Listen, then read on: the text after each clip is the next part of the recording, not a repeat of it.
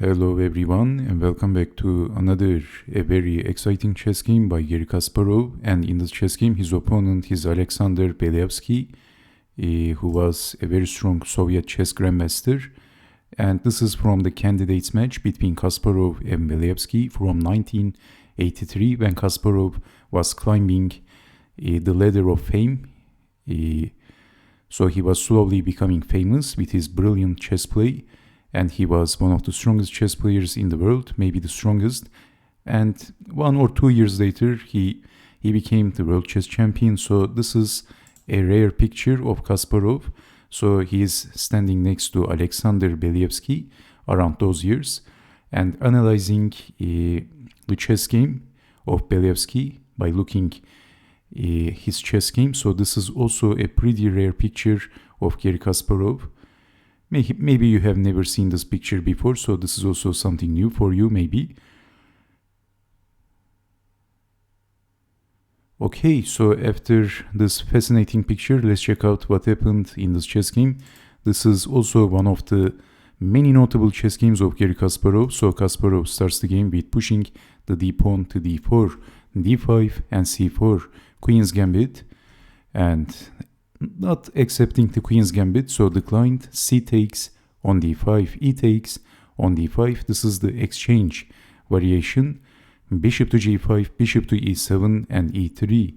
h6, defending the bishop, and black castled. Bishop to d3 and then b6, developing the knight. Bishop to b7 and white castled. c5, knight in. Knight from b to d7 and bishop to f5. So exchanging, and Kasparov's pawn structure has been damaged, but this e-pawn could be useful. So defending the knight and then bishop to g3, and then as you can see, Garry Kasparov's queen is looking very active and the queen is targeting the king, and queen over, tickling the queen, bishop to d7, defending the queen, one of the only defense, and lining the rook with the queen by Garry Kasparov.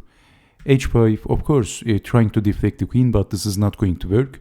So Kasparov is still defending the bishop and the queen, and then h4, defending the bishop, and is Kasparov's bishop is going to get trapped? Well, Beliavsky played bishop to g5, and what happens if pushing the g-pawn? So let's check out what happens if g5,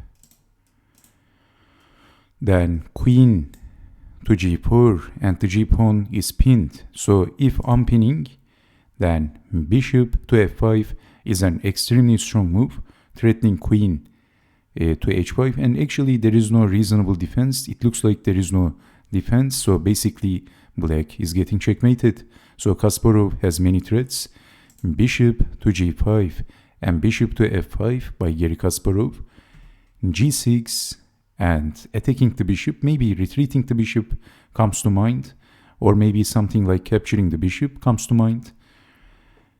But in this position, Garry Kasparov played an amazingly dynamic and an energetic move. He played, well, he is not retreating the bishop, he is moving forwards. Watch this move. Knight to e4. So exciting, isn't it? Well, actually the d-pawn is pinned, and if capturing the bishop, then capturing the bishop with the bishop, supporting the bishop with the knight. And so in this position we see bishop takes on f4, actually accepting the sacrifice. First bishop takes on f4. In this position, of course, this is out of questions because this is losing the queen and the chess game. And if capturing the bishop, then simply bishop takes on g5, and this is also winning for white, attacking the queen as well. Okay, so in this position we see knight to e4 by Garry Kasparov, and what a move. Bishop takes on f4, black shrugged his shoulder, and then he simply accepted the sacrifice, g takes on f5, but this opened the g file. When Kasparov has the attack, he is extremely dangerous, so he played queen takes on f5. So wrecking the pawn structure in front of the king, and the knight is coming. And after knight check, checkmating the king on h7 is the threat. So how to deal with this threat, how to defend as black.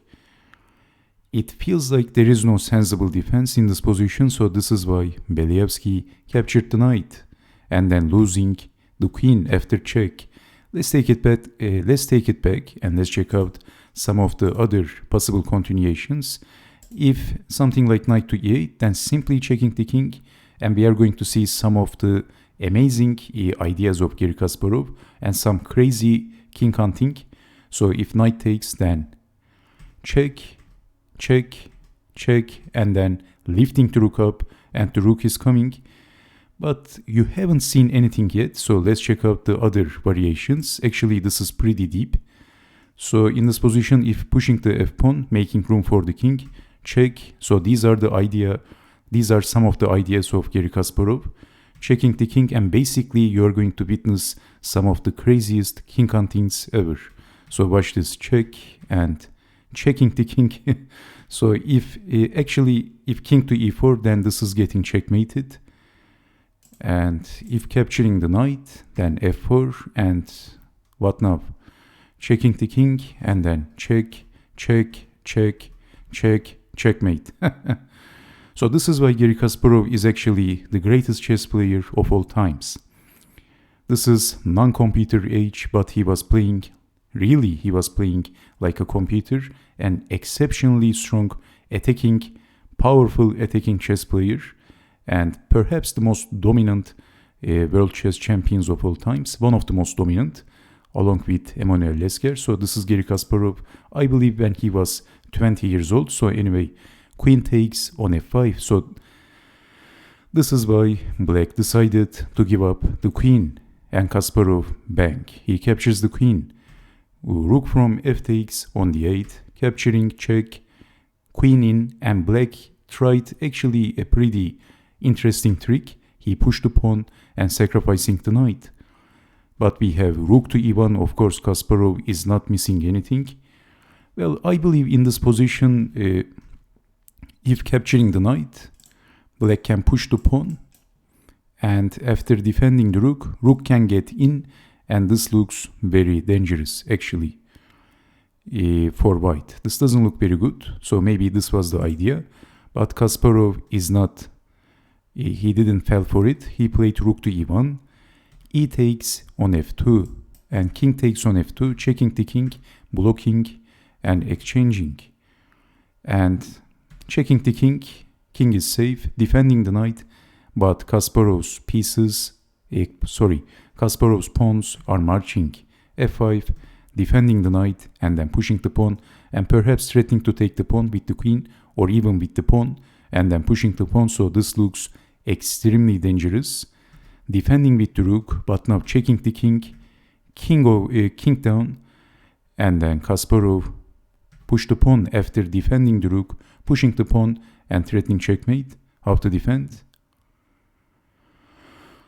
We have knight to e6, pressing the panic button and defending, and of course you can't defend with the rook because of getting checkmated, actually not capturing the rook and pushing the pawn. This is getting checkmated in one move. So f6 and threatening checkmate, so knight goes back, and Kasparov checks the king. Beliavsky moved the king, and then after moving the king, he himself resigned after his move. Unbelievable, unbelievable. What a game by Garry Kasparov. I'm getting a little bit emotional when I'm commentating the chess games of Kasparov, because in my personal opinion, Kasparov is the greatest chess player of all times. Yes, this is what I believe. And I have many more interesting chess games of Garry Kasparov. And imagine Garry Kasparov in the computer era. Imagine if he had the opportunity to train with the chess computers, with computers and chess engines. I think he would be something like 2900 maybe. He was already 2800 when he was not training with the computers. So unbelievable chess player. So okay, this position is very interesting.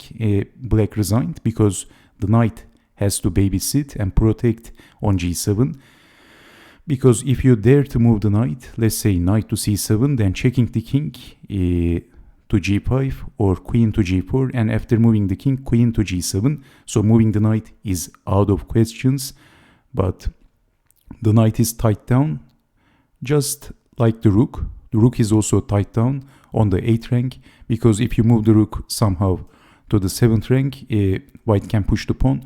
So both the knight and also the rook is out of this chess game. They are out. They are, inactive pieces. You can only play the bishop and also the pawns, but that's meaningless. That it doesn't make any sense, of course. So this is why Beliavsky resigned, and Black is going to suffer a very slow and a painful death. This is why Black resigned. He is going to watch Kasparov pushing his pawns, and then that's knockout, game over. A crushing, smashing chess game by Garry Kasparov. So thank you very much for watching. I'm very excited because I have few more amazing chess games of Garry Kasparov and some other interactive chess games as well to show you. I hope you are going to enjoy them. And comments and questions, please, if you have any. Thank you so much, and I hope to see you next time. Take care and bye-bye.